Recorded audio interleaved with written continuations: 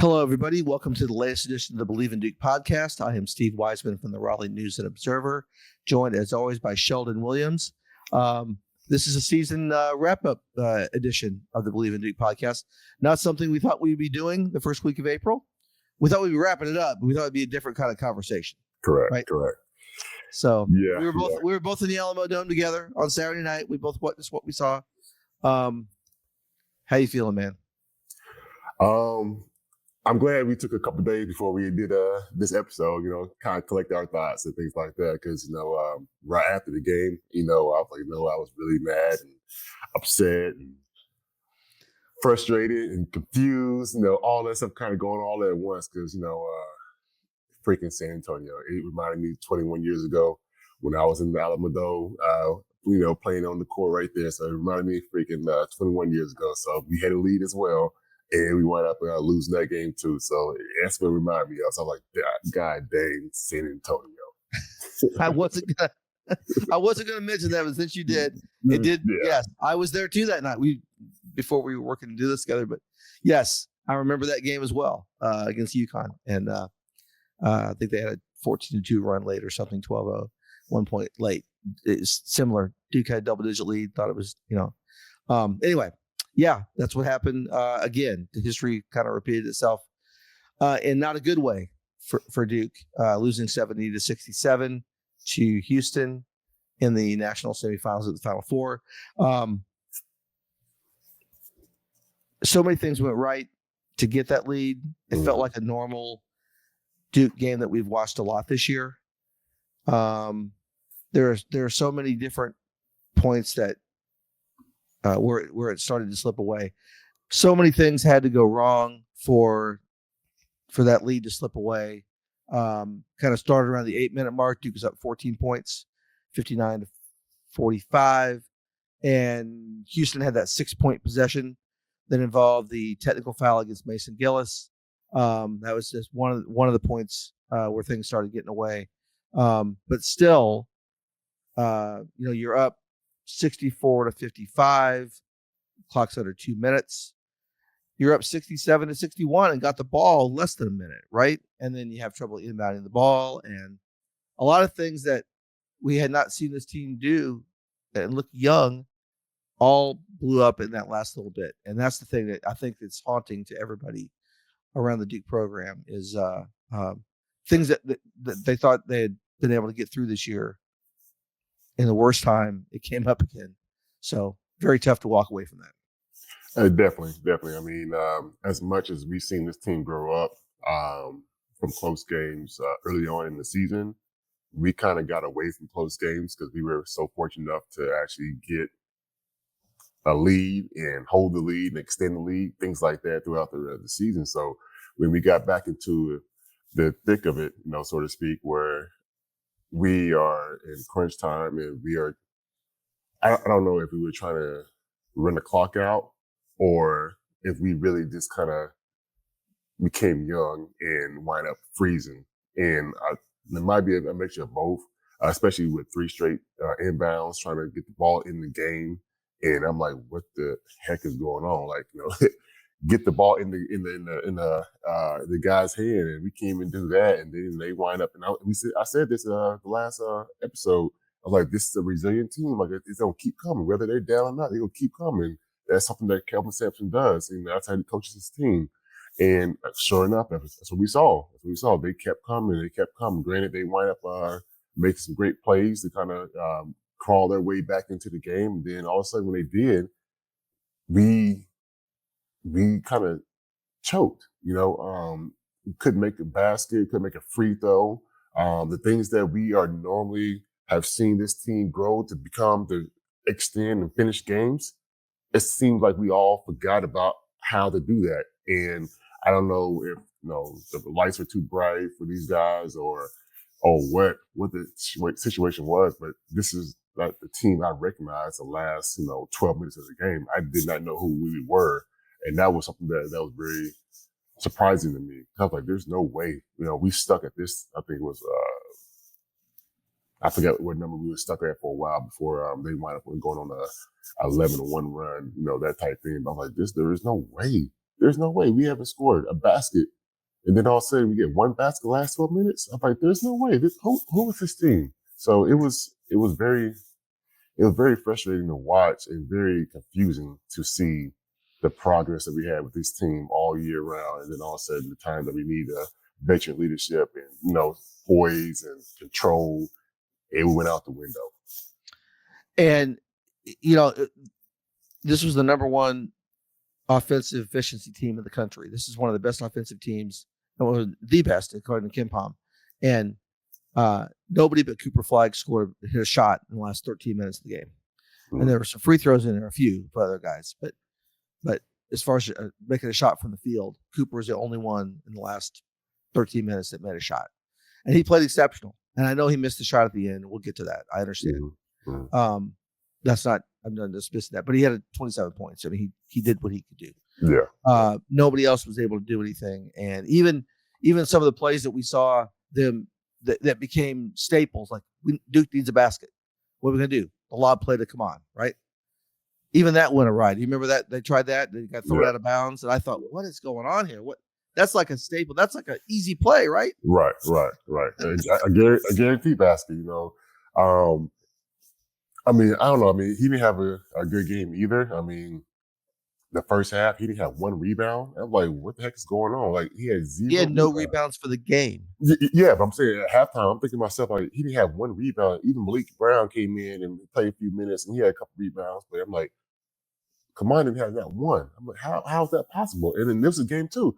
How are we the more athletic and taller team, and we can't get rebounds? I'm yelling rebound of basketball from the very beginning of the game. And I'm like, rebound. Like, how is this possible? And then all of a sudden, we get out rebounded at halftime. Then at the end of the game, we got out rebounded for the game. I'm like, how are we so much taller than them and we get out rebounded? Give credit to Kelvin Simpson's Houston team. Grind and grit and will. The things that they were trying to do, they made up for was hustle and heart.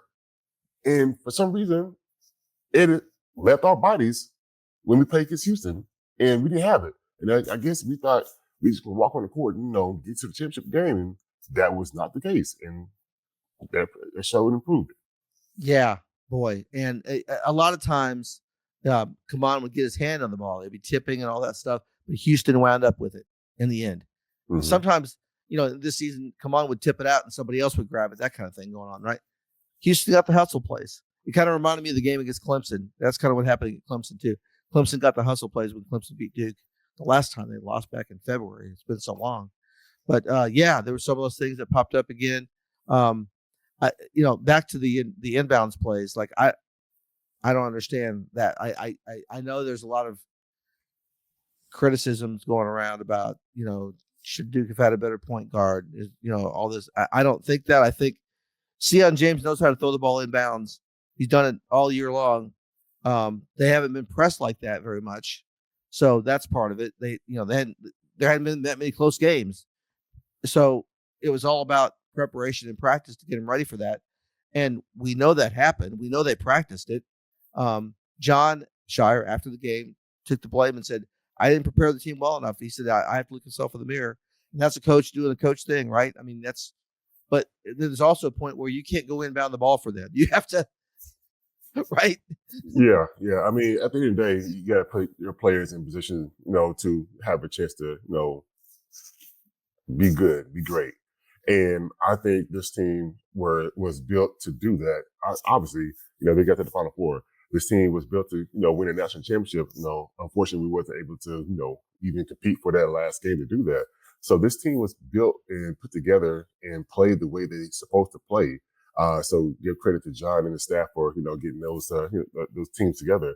I don't think it's an issue with the players at all. I think Sion did a fine job, taking over Caleb's spot early in the year and then kind of just rolling with it.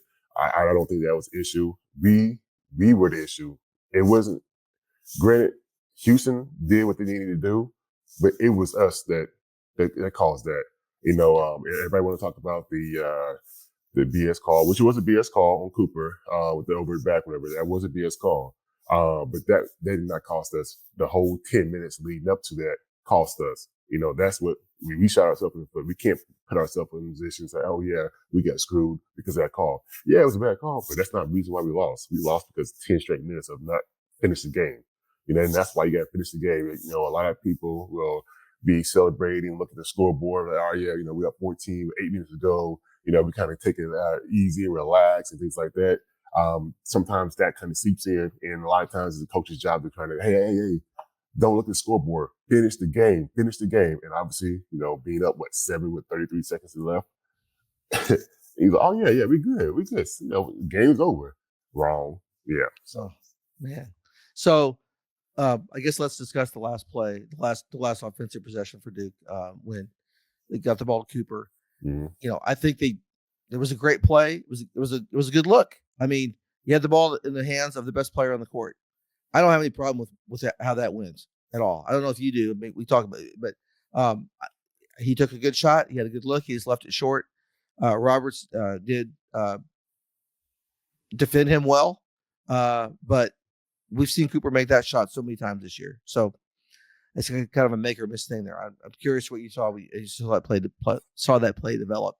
Yeah, I mean, the play was to get the best player a really good shot, and he wind up getting to the paint about 8-9 feet away from the basket. Yep. You can't ask for a better opportunity than that. We've seen Cooper make shots. We didn't see him make a lot of clutch shots, to win games like that, but we have seen him make shots, big time shots in games. So I don't have an issue with that. I don't have a problem with that. I know somebody was like, oh yeah, we're playing hero ball, that type thing. I'm like, no, I mean, he's the best player. He's had 27 points. He was carrying us throughout the game. Give him the ball. He's the best, the best shot for us to, win the game. At times I thought, Proctor was going to be that guy because he's shown in the past where he will make big threes and, things like that when we needed him to make a three. And then all of a sudden, he was nowhere to be found his last game either, missing free throws too. So I'm like, again, the things that we've seen these players do, they just didn't do at the end of this Houston game. And that was something that is really going to haunt them. Like, San Antonio's going to haunt me for the last 20 years. So I know the feeling. I mean, I didn't play my best ball against UConn back in 2004, and that still haunts me till this day. So being able to foul out and not be able to be there for my teammates and things like that. So I know the feeling. I know this all too well. So again, I was like, God dang San Antonio. We won't mention Emeka Okafor. Yeah. I know, man. I know. And so that's what, we talked about again, like Cooper missed the shot at the end, and the foul, you're right, was ticky-tacky after Proctor missed the free throw. But Proctor missed the free throw. For running a 1-on-1, 20 seconds to go. You got to hit those. Yeah. You got to hit those. If you hit those free throws, you get one stop at the other end, game's over. That's it. I mean, it's that play. It's, numerous plays down the stretch. You're up 67. Houston got the technical foul, right, for reaching over and. Right. I thought that was it. I thought that's they was trying to give us a game. I was like, oh, yeah, great. Now we can go ahead and regroup and get out whatever we just got out of, the little flurry. I was like, oh, they made it run. Cool. All right, they gave us a shot. Let's get back to our senses and kind of go back to being us again and finish this game off. And I'm thinking like, all right, we're fine now. That didn't happen. He made the free throw, and then Khan had a layup. How many times have we seen Khan drive and get to the rim and finish? Mm-hmm. A lot. Mm-hmm. But this time it got blocked. He went up a little, it didn't go up strong enough, I guess, right? I mean, it's just little. There's so many little things along the way that had to go wrong. As from my friend Luke DeCock said, the two pieces of Swiss cheese, the holes had to line up perfectly for it to go right through, and that's exactly what happened for Duke. But a couple things. Okay, let's talk about this. Let's the big picture. And I know, talking with the staff and everything since the game and the players, this is an incredibly, and you mentioned it yourself, incredibly harsh reality to have to deal with. Mm-hmm. You thought you had the best team. You thought you were going to win the national championship. It's a horrible feeling, and as you said, decades later, it's going to haunt you. You think about missed opportunities. So, but I want to put this whole thing in perspective too. This was a successful season for Duke. I know there's a lot of talk out there. I've heard people. This was a failure. This team was set up to win the national championship and didn't win it, so it's a failure. I don't look at it that way. Okay. I look at, obviously, losing that game is horrible, and you missed. It's a missed opportunity to win a national championship, to add the sixth banner. Yes. 35-4 is a hell of a record. Three new banners are going up in Cameron. ACC regular season, ACC tournament, Final Four. That's pretty good. I think you would take that. You have to take that. It's like your season in 04. You made the Final Four. That was a big. John needed to make a Final Four. He did it. So, I know the pain of it right now is searing. There's no question about it. But I think we have to look at the big picture here, that this program's in good shape. I think it's in good shape, and I think it's in good shape going forward. So, if you disagree, feel free to tell me. No, I mean, I don't think it was a championship or bust type thing. I think this team, like you said, was set up to actually go deep into the, March Madness, make a big run, and a chance to play for a national championship, which we got to the Final Four. Only 3 other teams were able to do that. Out of all the teams in the, D1, only 3 other teams were able to do that. So that right there in itself is a big accomplishment in itself. I know Duke is about championships, which, yes, we have a standard, we have a tradition, we have things that we want to do at the beginning of the year and try to set our sights on and try to achieve those things. Unfortunately, we weren't able to do that, but I don't think it was a bust. The only thing is, and I think I had thought this in my mind at the time, like, you know what? We'll be back next year. We'll be back next year. And it's not always that easy. And that's the thing. And even now, with so much movement going on now than when I was in school, that's not the case at all. So, I mean, it could be, you get some players coming in next year. We don't know what's going to happen in the offseason, or it's going to be some players that maybe leave. I don't know. But those things kind of run in your mind. But hey, we were this close. Next year, we have it. We have guys coming back. We have, people coming in, whatever. And that's the thought that we had kind of thought about when we were in school and we didn't get back to the Final Four my junior year or my senior year. So it's not always the case that, I guarantee you're going to come back and try to have a chance again. And that's something that's going to, another thing that will eat and hunt you as well, too. Like, knowing that you were this close, and couldn't hang on to finish it. Yeah, because Cooper Flagg is a generational player.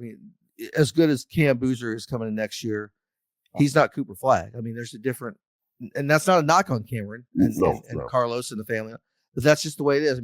This is a unique situation that you really want to take full advantage of. You took advantage of it to do great things, but in the end, you did fall short. So that is the tough part of this. But you were right there. You were in position.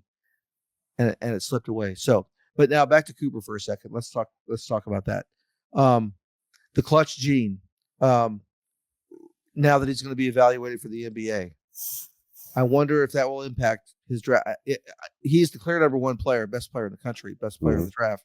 But I don't know how the NBA teams will look at it. You'll know this better than me.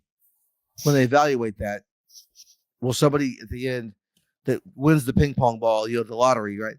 Will they have that last, oh my God, he missed these shots? I don't know, man. Is this our guy or not?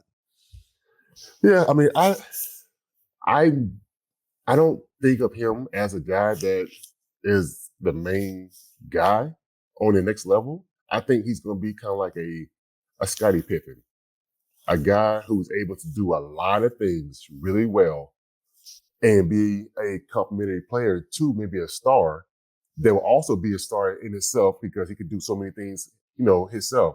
But until, Cooper is like a knockdown shooter or a guy that actually can be a clutch guy, I don't know if he can take that next step to be the star in the NBA of like, oh, this is the guy. He's going to be an all-star guy. He's going to be a guy that's going to be, a good number 2 to the number 1. I don't think he has that number 1 yet in him.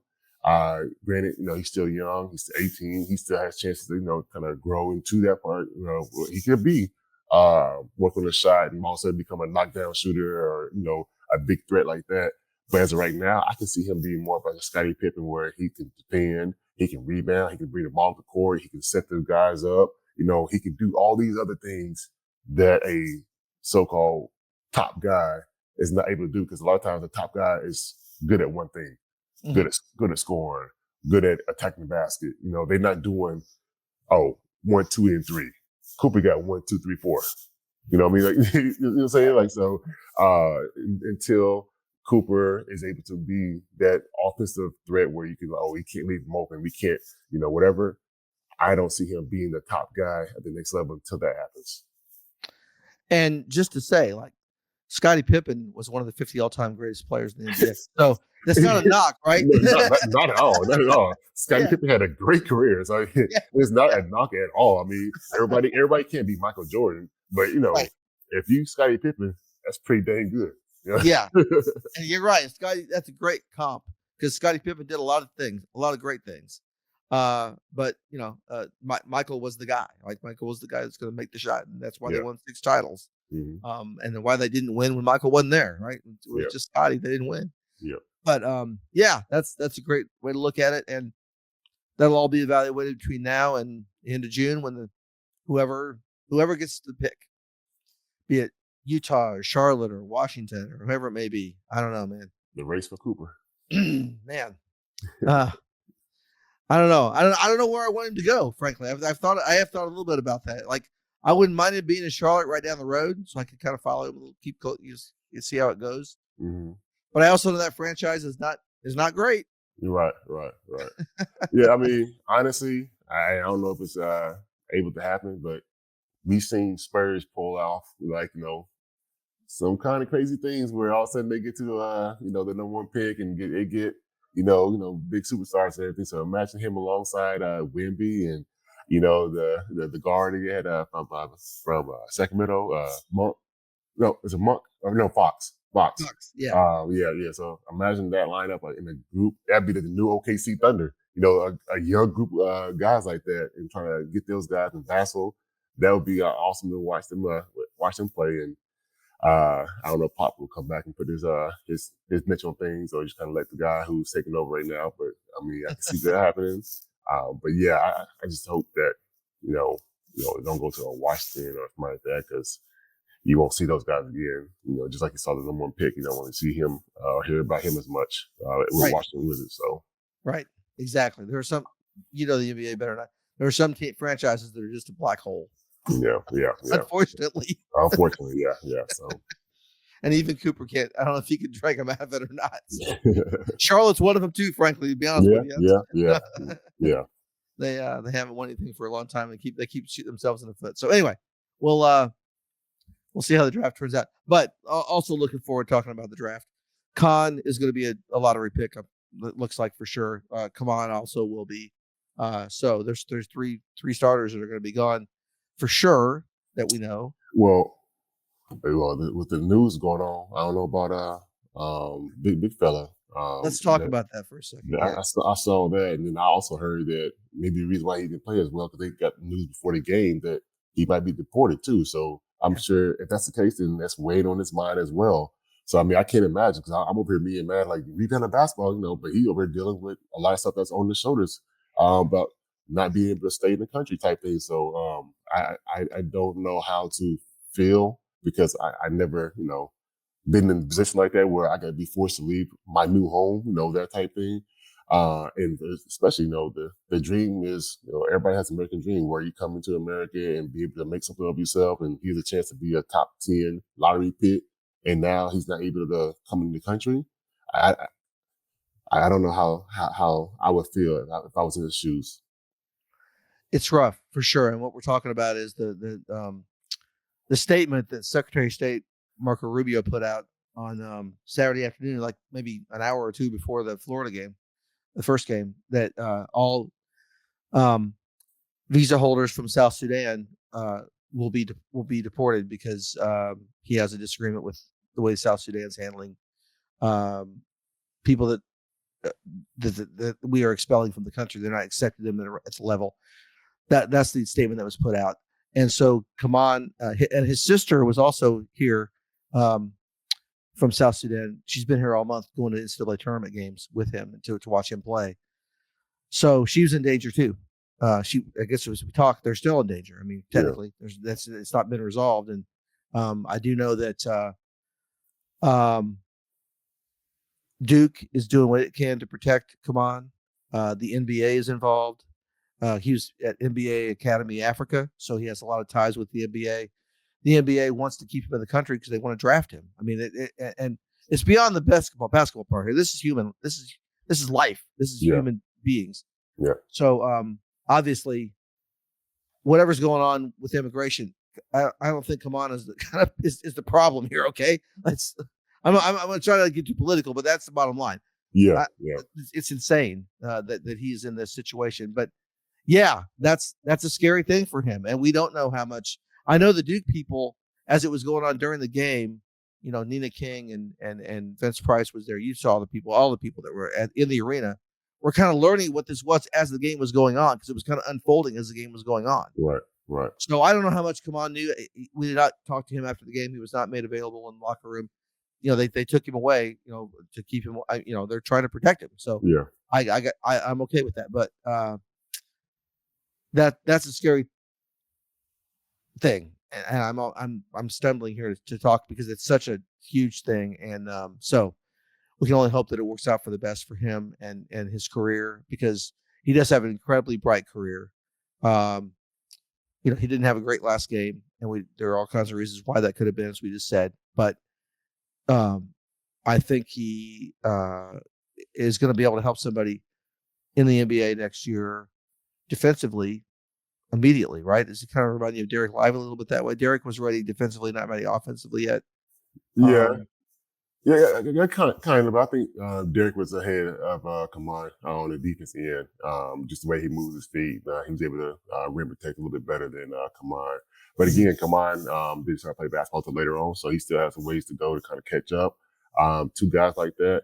But I mean, if the ceiling is Derek Lively, even though he's hurt right now, Derek is playing really well at the next level. You know, he found a situation where, fortunately for him, he was able to play with two great guys who passed the ball with Luka and Kyrie. Now just Kyrie, so it worked out pretty well for him to be in that situation he's in. So hopefully things do work out for Kaman. And I mean, like I said, I didn't learn about it until after I left, and I started seeing things on my feed, and I'm like, oh, this man was hit with this before the game, and I'm over here mad because he can't get a rebound. I'm like, shit, he trying to save the country. He talking about rebounding? So I'm thinking to myself, I got to check myself now. So I'm like, I'm glad I didn't say anything, or we did this right after the game, because I've been a little bit more harder on him because of that, whatever. But then if I didn't know the whole story, I'm like, hey, as an 18-year-old kid, and I'm over here dealing with this, what is basketball? You know what I mean? Like, what is basketball? So I'm glad that we didn't do it right after the game, because, like I said, again, my emotions were a little bit higher with how the game unfolded.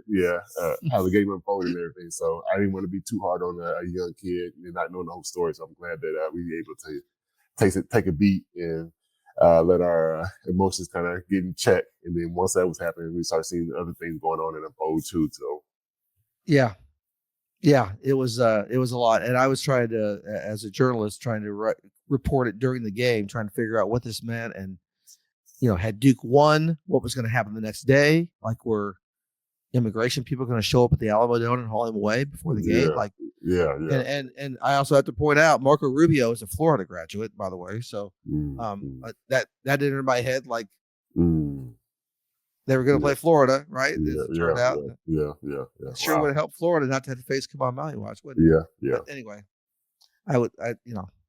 anything's possible. But so let's just hope for the best for Kaman and his family and his future. Duke's future going forward will not include him or Khan or Cooper. They'll be in the NBA. Tyrese still has a decision to make. It feels like he's probably ready to go to the NBA. Although, does the NBA want him? I'm not sure he's a first round pick. I've seen some projections at the end of the first round, maybe. He did play a lot better this year. His 3-point shooting was better. A lot of things were better about Tyrese this year. So from the NBA perspective, I don't know how you feel about his game. That's kind of tricky. He got to be a situation where he has to play well in workouts for him to kind of get his name back up into the first round. That's not saying that it's impossible. I mean, because he obviously can do it. But as right now, I think a lot of scouts are looking at the last game and things like that. And you're only as good as your last game anyway, and that's what people think about. They're not thinking about what you did all summer or all year, things like that. That does take a part of it, but a lot of times the lasting effect is your last game. I mean, we've seen guys who did nothing all year and have 2-3 games in tournament, and then all of a sudden they blow up, and that is a lasting impression on these guys. So, but. Honestly, I mean, he's a guy that came over early and he had a chance to be first round his first year and came back, and then he didn't have a good year that next year, and then he tried to come back, to redeem himself, and then didn't end the season the way he wanted. So he has to do well. If he put his name in, he has to do well in workouts if he wants to have a shot to be the first round. Also, guys like Caleb and Isaiah, I don't know their status, whether they either go to the portal or test the waters. I don't know. That's going to be something as well you got to look into. I do believe that like guys like Malik Brown and Agamba and Harris, I believe they'll be back for sure. I'm not sure if I missed anybody, but those are the guys that I was thinking about last night. Like, what can this team look like? Because Mason and Sion's gone because we had no more years left. Right. What does this team look like with the guys coming in? And do we go after somebody in the portal to help us out? Yeah, I would think, if Brown and Gongba are certainly going to come back, that's my understanding. And that gives you some strength in the post, especially Pat. He really came on, Pat Gongba, and he's ready to play a lot more minutes next year, it looks like. So we saw some really good things from him at the end. He'll have a great offseason of health, which he hasn't had for a couple of years, to really work on things with Sewell and everybody on the staff. So also Duke has to hire a new assistant coach, by the way. That's an opening because and maybe it'll be Justin Robinson. Maybe he'll get promoted. He did a lot of good things with the bigs this year. So we'll see if that works out. But great freshman class coming in, headed by the Boozers. Sheldon Henderson from Houston, a 6'9" kid. Still trying to get Nate Ament, who has yet to commit. He's the number 4 player in the class, another 6'9" guy that they're trying to get. He's had his commitment scheduled and then canceled, and then so there's a lot of things going on there. I understand guys that wait till last second to commit. I don't understand that, and I know he said he was supposed to do it on the first, and then he want to wait until to see how the transfer portal works out and things like that. And I don't know. I mean, nowadays these guys might be trying to ask for more money in the behind the scenes and trying to see who give them the most, for the time we're there. So I'm sure that's what's going on. But it's sometimes it's to the point where like you don't get too big for your britches either. We sometimes your worth. Other times, don't get too big for your britches. It's like NBA free agency, right? Like at some point you've got to I know everybody's looking for a great deal. When you have leverage, you got to take advantage of it. But at some point you just got to, all the offers are really good. I don't think he's right. It's not. Nobody's asking him to play for like $10 an hour here. Okay? Yeah, right. You can't lose. Whatever you pick, you're not gonna. Anyway. Yeah. So we'll see how that plays out. But that's how the teams. Team will be talented next year, and we'll get into all that. We'll have plenty of offseason additions to this to break down all that stuff. But anyway, just putting a bow on this episode and this season. Again, 35-4. So much was accomplished, but so much was left on the table, and that's kind of the way. I know a lot of people around the program right now are hurting, and they should. That's what competition's about. They just got to regroup and build another roster for next year and make another run at it. That's the calendar doesn't stop, man. It's time to go again. And Florida's the champion, and congratulations to Florida and Walter Clayton Jr. For winning the title. But now it's time to go try to knock them off. That's the way it goes. Yep. You're right. Before we start this episode, I was like, oh, there was another game. I didn't know there was another game after the Duke game, so I didn't even want to watch the game. So I was already in my feelings, so I didn't want to watch the game. And then I I kept up with the alerts. So I'm looking at my phone, I'm seeing alerts, and I'm seeing, Houston seemed like they got it, pretty much handled. And all of a sudden, I fall asleep and I wake up around like 1:00, and I saw that Florida made a comeback. I knew they was a second half team anyway, but they made a comeback and they wound up winning. Apparently, it was a good game. So yeah, it was. It ended up being a great game, and Houston had the ball at the end and did not get a shot off. They had the last possession, and Florida defended it very well, and they turned the ball over, never got a shot off. So how about that? So yes, turnaround. Houston got a little dose of their own thing. They had a double-digit lead in the second half and couldn't hold on to it. So life comes at you fast, man. So anyway, but again, great season for Duke that did not end well. That's the way we'll put a wrap on this. So thanks everybody for listening to this edition of the Believe in Duke podcast. Thank you for listening all season. It was a lot of fun. It was a hell of a ride with this team, and we enjoyed sharing our insights, and appreciate everybody that listens and subscribes and everything. So we'll be back in the off season as news develops. We'll pop back on, when people make NBA decisions or transfer portal stuff or whatever. We'll have some additions, and then we're back in the fall for a whole nother season with Cameron Boozer leading the way, a Boozer leading Duke. We've seen that before. That worked out pretty well in 2001. So yeah. We'll see what can happen. Now we got two of them. That's right. Double the fun. Double the fun. Anyway, thanks everybody for listening to this edition, and we will join you next time. All right, let's go Duke.